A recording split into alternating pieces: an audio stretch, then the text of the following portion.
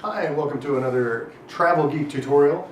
Today we're going to be talking about the Velbon tripod. Now, these will probably set you back about $300 to $350 US if you don't have special. Now, generally if you order through like B&H Photo or even Amazon, you can buy these used. If you buy one new, you're going to be paying about that if you don't have like a wholesale connection, or possibly, I don't know, if the company itself does promotions and stuff like that, so drop by velbon.com. In any case, this one is the GEO E643D. I don't know why they didn't just name it a cool name, but in any case, this one comes with a carrying case that does have sort of a polypropylene liner in there that it does actually protect the tripod itself. It does fit the entire tripod with the ball head. You can even fold the ball head sideways and fit something else in there if you'd like. I generally like to have a towel with me just in case, you know, I get sweaty. I don't want to sweat all over my camera and things like that. Anyway, something like that can be packed in here. So the walls themselves are padded with that bubble sort of white, thick plastic polypropylene liner. It's got a handle on the top and it's got a handle on the side. The handle does have very grippy, sort of rubbery texture to it right here, and that just adds for a little bit of a softer shoulder pad. Shoulder pad can be adjusted. So probably the coolest part about this tripod is the fact that it's made of the carbon fiber legs. Now these have to be as strong as steel, at least in terms of, you know, their purpose for this tripod, but they're 10 times as light. I mean, there's nothing to it. I mean, picking this thing up and lugging it around is not going to set you back anywhere near the energy that lugging a regular video tripod is going to do. Now, technically, yes, this was designed for still image production. However, it does have the option to change the head out into a regular, a fluid video head, and I'll get into that in a second, but this one is really phenomenal. So the first thing about the tripod, the ball head, is that it's got a nice wide grip. The ball itself is nice and big. It can sustain at least 7 kilograms of weight, which is great if you're working with the new D800 or you know, a heavier enthusiast body or a pro body camera. The pad itself, the shoe, pops right out. The clip actually clips back into a position that is ready for you to drop it in. So if you've got camera in this hand, lens in this hand, all you have to do is drop it in the pad, and the plate is in place. This thing snaps in, and it doesn't snap in to where you need to like push it in a little further. It snaps in all the way. There's no adjusting. Once it's in there, it's in there. There's no getting it out of there. One thing I like about the plate is that it doesn't have this style of screw in. Now, the normal plates for video tripods and other various tripods, they'll have this little nut here that you need to have a coin in hand or in pocket handy. The cool thing about this guy is that the wing nut folds right down inside the plate itself. I really like that because, I mean, you never know where you're going to be. I mean, you should have your tools with you or whatever, but sometimes, you know, you lose stuff or you're unprepared. It happens, you know. So in any case, the plate also does have a nice, you can tell it's a nice quality rubberized base to it. You're going to have a nice good grip on the camera. Another cool thing about the plate is it's nice and wide. So if again we're talking about the professional DSLRs, okay, it's got a nice wide bottom end to it. It will work for, you know, your point and shoots and things like that, but mostly what this is made for is to sustain the most amount of surface area for those wider, heavier body bottoms. So we do have 2-sided spirit level.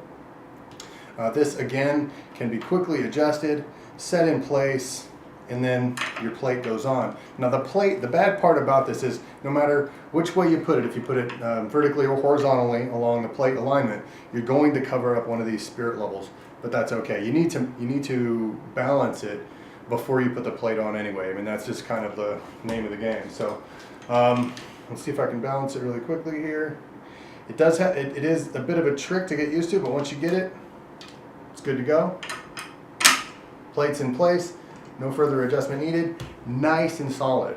Second really cool thing about this is that the legs themselves extend nearly 180 degrees out. I'll set it on my bed in a second, but they thought ahead on this one. Obviously you don't want to have your neck all the way up because that it will give you that height, but it's gonna kind of give you a little bit of wiggle. Cool thing about this, what they did in advance was, it's 2 points actually.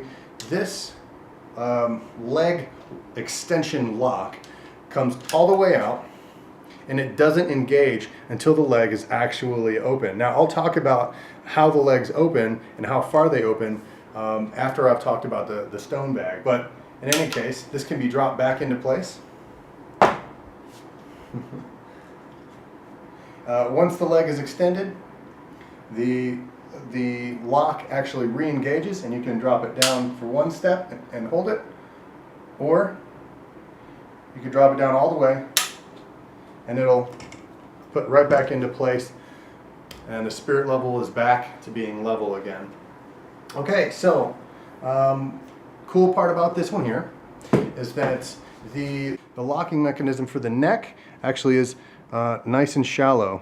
It unlocks to a little divot right here that comes, it either tightens in only a half a turn or loosens via, again, only a half a turn. And you can drop the neck down, tighten it in, and the cool thing about that distance regulation is that you always know that it's snug. There's no need to over tighten it or anything like that. There's plenty of little rubber heads in there that will squeeze down on that for you. Again, they thought well in advance. All right, so the stone bag can hold about as much weight as will be held by the Velcro. I haven't tested it out. I haven't needed to. But if there was one flaw with it, I'd have to say that that's the one. Having said that, you don't really need a lot of weight in here to begin with. You can probably put a 2 kilogram stone, or put some tools in there. Any even little amount of weight that you put in here is going to dramatically increase the stability of this tripod.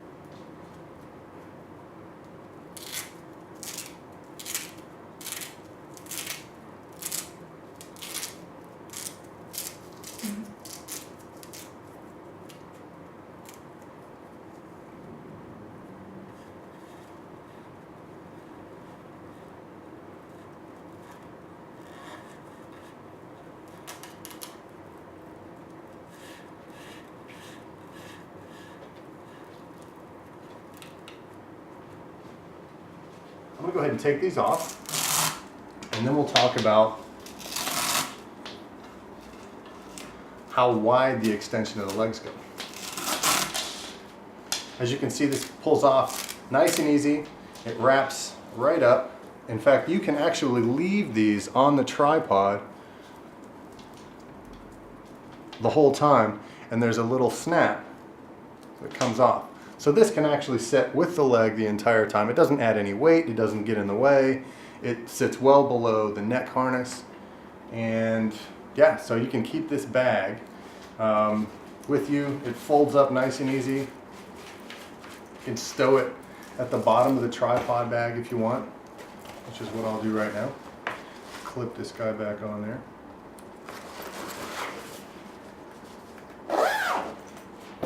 All right, so now for the leg extensions. So the third coolest thing about this tripod is that they really thought in advance. They thought it well ahead in terms of how, mechanically speaking, to get the tripod as low as possible, or I don't even know what the word is. They can spider these legs out if you're in the middle of a canyon in Colorado, or you're in the middle of a waterfall or something in the Philippines, and you need that. You don't have anything near or below you to stabilize your body.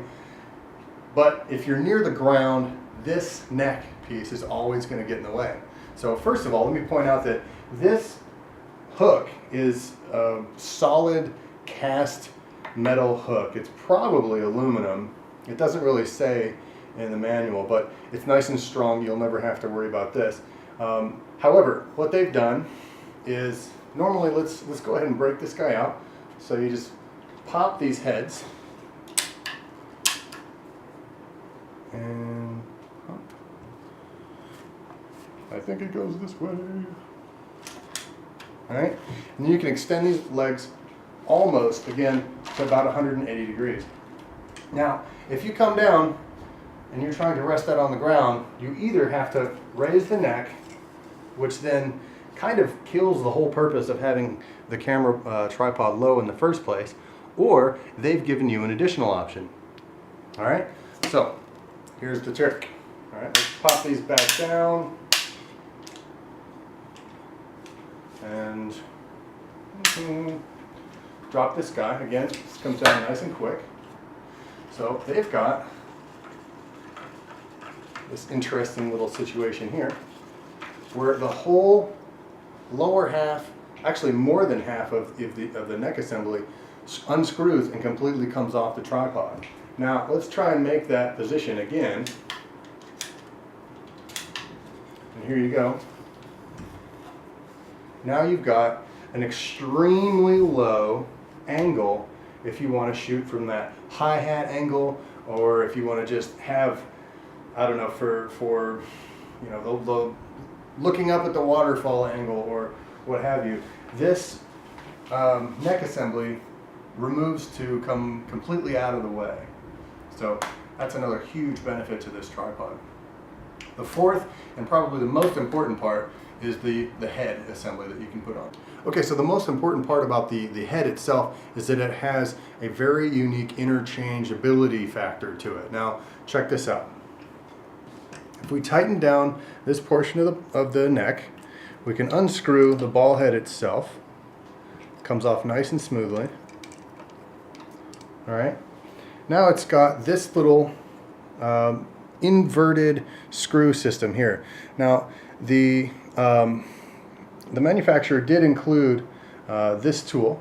Okay, this comes in a small packet of tools, several of which you're going to want to keep around with you. There are some small inverted hex head screws that keep the ball head in place from underneath. All right, and then of course there's this tool. So what this tool allows you to do, this hex head portion here fits right down into the neck and allows you to loosen that screw. You can pull it the rest of the way with your fingers, but at that point, this portion here doesn't need to actually be tightened down with your fingers all the way. It doesn't need to be tightened with a tool down all the way. You can turn it right upside down, tighten it down. Again, not as hard as it absolutely has to be, just enough where you can unscrew it again. And then this hex head nut fits right over top,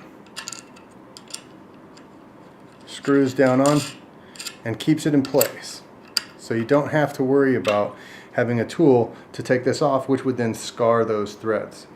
Now, I went ahead and bought a video head, a nice fluid video head by Manfrotto. I'll talk about this one in another tutorial, but for today's purposes, what I'm going to do is talk about how it mounts onto the head and how it can be used as a regular fluid head for video.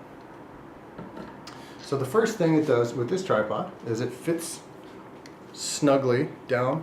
The size of the thread is a 3/8 inch nut. So really all you need to do is tighten it down here, and you've got this screw here, this lock nut actually untightens and it'll move on its head.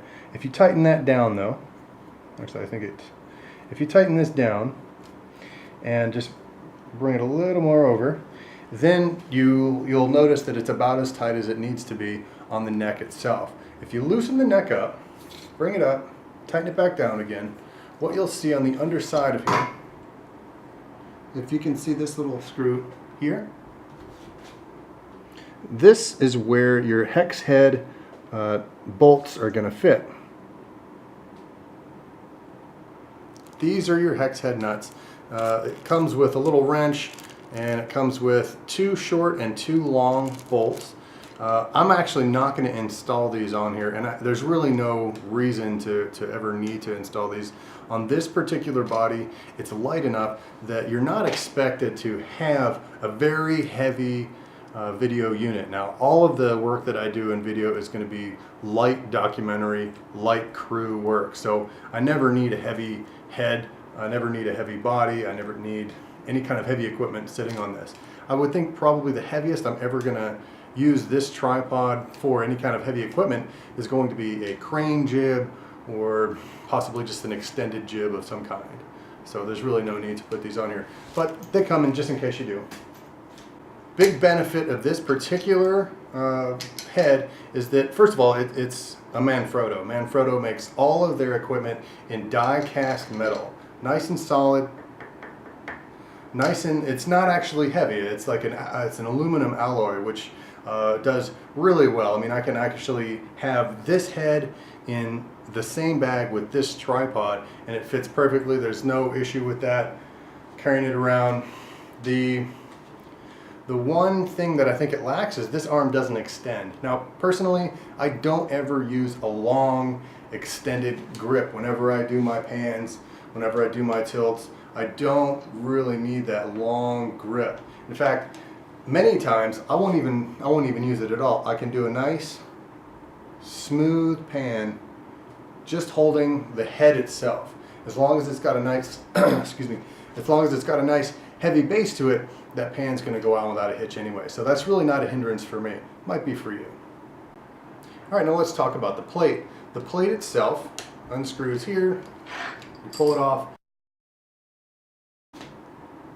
So you slide your camera body on, locks into place nice and easy. And ultimately, you're going to want to have the neck as low as possible. So be right against the plate where the base of the head goes. All right. As you can see, the pan of, I mean, I've got a D800 with a, what is it, a 24 to 70 mil lens on here. It's nice and heavy. It's got to be probably 4 kilograms or so, about 8.5 pounds. It's not moving anywhere. It's not doing anything to move this tripod. If you need any extra weight, obviously you just push down on that guy. Good to go, no worries.